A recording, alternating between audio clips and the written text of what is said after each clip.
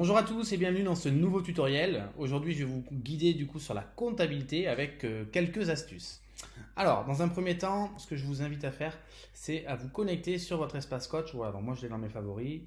Donc vous retrouvez le lien URL ici. Vous vous connectez avec votre identifiant personnel.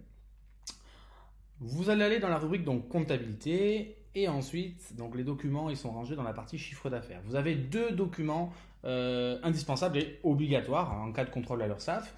Le livre des recettes, donc ce qu'on va appeler nous c'est un tableau tout simplement du chiffre d'affaires et le registre des achats. Donc là c'est un document, un tableau qui va recenser tous les frais que vous avez pu générer sur votre compte en banque. Donc ce que je vous invite à faire dès maintenant, c'est à cliquer et à les télécharger tous les deux. Tac, voilà. Donc moi, je les ai téléchargés. Hop, alors, on va les remettre à jour. Je vais les mettre sur mon bureau. Et là, vous avez deux options. Soit vous pouvez conserver ces documents sur votre bureau. Vous pouvez bien sûr le faire, mais moi, ce que je vous invite, c'est à vous connecter sur votre compte Gmail et à les glisser dans un dossier Drive. Ce qui va vous permettre, dans le dossier Drive, de les conserver. Demain, vous perdez l'ordinateur, vous perdez toute votre comptabilité de l'entreprise, c'est quand même dommage. Donc là, effectivement, quand c'est conservé sur le Drive, vous risquez rien en cas de perte, de casse ou quoi. Et le deuxième avantage, c'est que du coup, vous y aurez accès depuis votre smartphone, votre tablette, etc. Alors, ce que je vais faire du coup, on va se mettre dans le dossier de Christophe et je vais glisser tout simplement les deux documents. Voilà. Encore une fois, après c'est à vous de voir, mais je vous conseille vivement d'utiliser le Drive. Voilà mes deux documents. Donc, on va commencer directement par le tableau du chiffre d'affaires. Donc, ce qu'on appelle, alors je vais ressortir, je vais l'ouvrir avec Google Sheet, voilà, avec le logiciel Google. Ce livre des recettes, du coup, c'est tout simplement un tableau du chiffre d'affaires où vous allez marquer tout l'argent qui est rentré dans votre entreprise. Tout ce qui apparaît sur votre compte en banque en plus doit apparaître sur ce tableau-là. Chose importante, c'est lié à votre activité d'auto-entrepreneur. Mais pas uniquement, ça ne se contente pas uniquement de Basic Fit. Si demain vous faites du coaching à l'extérieur, du coaching à domicile, des heures de jury, etc., tout ce qui est facturé doit apparaître dans ce tableau-là. Ce n'est pas que pour Basic Fit, vous pouvez bien sûr vous en servir en perso. C'est vraiment le tableau de votre entreprise. Alors là, je vais supprimer la première page, elle se met automatiquement, mais il n'y a pas vraiment d'intérêt. Je vous montre rapidement à quoi ça ressemble, du coup, des onglets. Donc vous voyez, janvier, février, mars. Il y a 13 onglets, parce qu'on a également un chiffre d'affaires total, du coup, qui va reprendre les cellules en fait de chaque onglet de chaque mois. Je reviens sur janvier, et là, vous allez voir, en fait, c'est un tableau Excel où les formules sont déjà pré-rentrées, donc ça va vous faire gagner énormément de temps. Je dis n'importe quoi, aujourd'hui, nous sommes le 3 janvier. Je viens de signer un contrat de 12 mois à 45 € la séance, donc de 12 fois 180 € par mois. Je ne vais pas marquer le prix total du contrat parce que ce que je vais encaisser ce mois-ci, c'est 180. Donc je vais juste marquer la date. Hop, on va dire qu'on est en janvier 2020 ou 2021, peu importe. Le numéro de facture, pour l'instant, ne mettez rien. On va y revenir après. Je vais marquer le nom. Bon, je ne dis n'importe quoi. Voilà, c'est Guy Thomas. Voilà, c'est Guy Thomas, mon client. Il a payé comment? Quatre possibilités. Prélèvement, espèce, virement, chèque.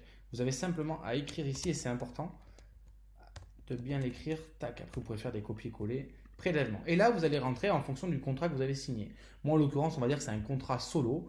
Donc, le client, il est tout seul. Et là, je ne vais pas rentrer 2000, mais juste la somme que je vais encaisser. Votre chiffre d'affaires du mois, c'est ce que vous encaissez sur votre compte en banque. D'accord? Donc là, chiffre d'affaires janvier, c'est de l'argent qui rentre en janvier sur mon compte en banque. Et je vais marquer 180 €. Encaissement, vous pouvez vous noter, par exemple, je dis n'importe quoi, c'est un encaissement que je vais dire à mon client que j'allais le prélever le 15, vous pouvez marquer 15 janvier dans cette case-là. Ensuite, ce que vous faites, si c'est par exemple un 12 mois, copier et vous allez coller ça chaque mois, janvier, février, mars, etc. Si c'est 12 mois, jusqu'à décembre, si c'est 6 mois, jusqu'à juin, etc. Une fois que vous arrivez à la fin, vous allez avoir votre tableau, vous voyez ici 180, 180, 180. Là, si je regarde du coup, 180 € x 3, je vais zoomer pour que ce soit plus gros, j'ai un chiffre d'affaires de 540 €, tout simplement. Donc ça va vraiment se calculer tout seul, ça va vraiment vous faire gagner énormément de temps. C'est très facile à utiliser et en cas de contrôle, vous avez tout sous la main et de toute façon, c'est obligatoire. Donc soit vous utilisez un logiciel payant, soit vous pouvez utiliser un tableur. En plus sur Drive, comme ça, vous ne risquez rien. Pour aller un petit peu plus loin là-dedans aujourd'hui, ce que vous pouvez faire ensuite ici, ce n'est pas le ranger par date, mais le ranger par ordre alphabétique. Pourquoi? Parce que quand vous allez réaliser des prélèvements, vous allez pouvoir mettre votre page du chiffre d'affaires et la deuxième page à côté, vous allez pouvoir vous mettre les prélèvements. Et dans les prélèvements, c'est rangé automatiquement par ordre alphabétique. Donc comme ça, vous aurez juste à suivre les lignes. 180 € pour Thomas, 200 € pour Brigitte, etc., etc. Je dis n'importe quoi, je vais mettre, là par exemple, j'ai Cocard Brigitte. Et bien du coup, je vais le mettre juste au-dessus. Cocard, voilà, c'est un C, c'est au-dessus. Bam, Cocard Brigitte, vous le mettez là. Et si par exemple, vous mettez que c'est de l'espèce, alors attention, quand je dis l'espèce, c'est pas du black, hein. Alors, bien sûr, le black est interdit, mais après, vous faites ce que vous voulez.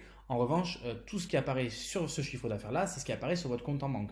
Donc, surtout, n'allez pas mettre de l'espèce que vous n'allez pas déclarer, n'allez pas la mettre sur ce tableau-là. Vous mettez la date, je dis n'importe quoi, c'était le 10 janvier que j'ai signé ça.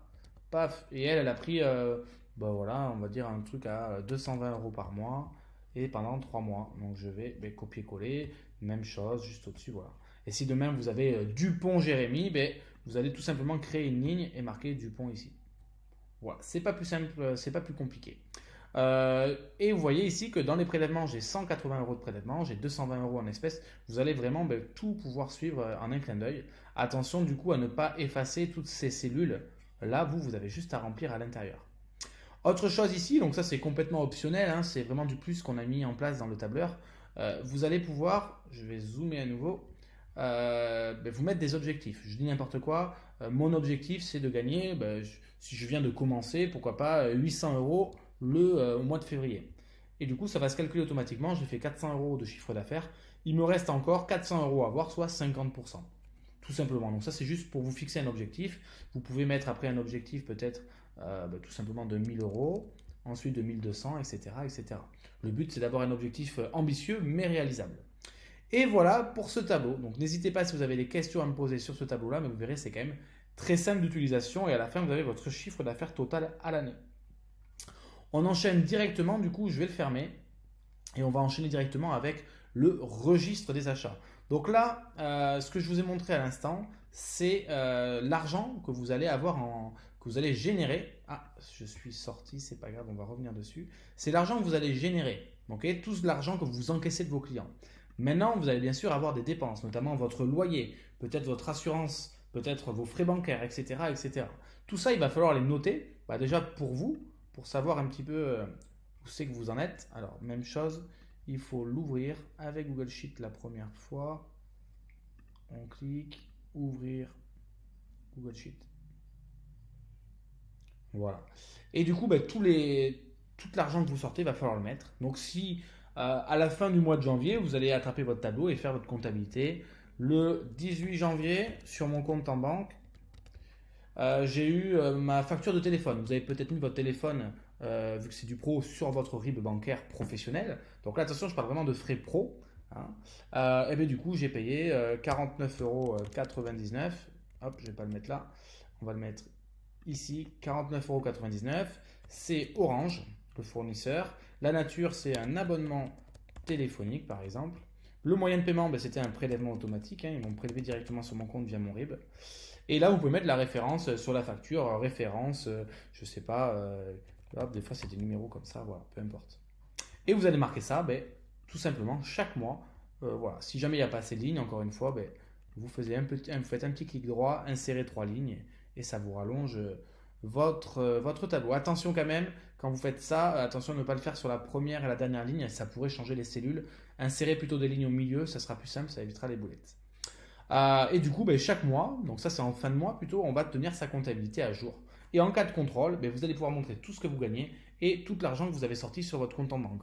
Autre avantage, le jour où vous allez devoir faire, peut-être que vous êtes auto-entrepreneur aujourd'hui, que vous allez vouloir basculer sur un statut en entreprise, notamment en déclaration contrôlée, il va falloir faire une simulation pour savoir qu'est-ce qui est le plus intéressant.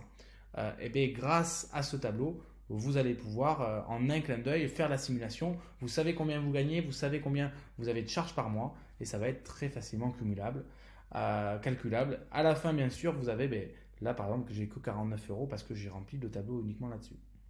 Voilà, chose importante, je répète, ça c'est obligatoire. Vous pouvez le faire à l'écrit, Ok, sauf que les cellules, elles fonctionneront pas. Là, c'est l'avantage, ça se calcule tout seul, c'est très simple. Vous pouvez le faire via un logiciel payant, hein, c'est des logiciels de comptabilité. Maintenant, nous, en tant qu'auto-entrepreneur, on n'a pas 50 000 frais.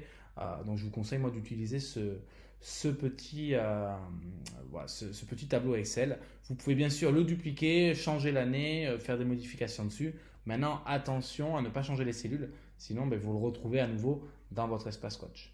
Voilà, j'espère vous avoir aidé et surtout n'hésitez pas si vous avez des questions à me contacter. Merci, bonne journée, ciao ciao.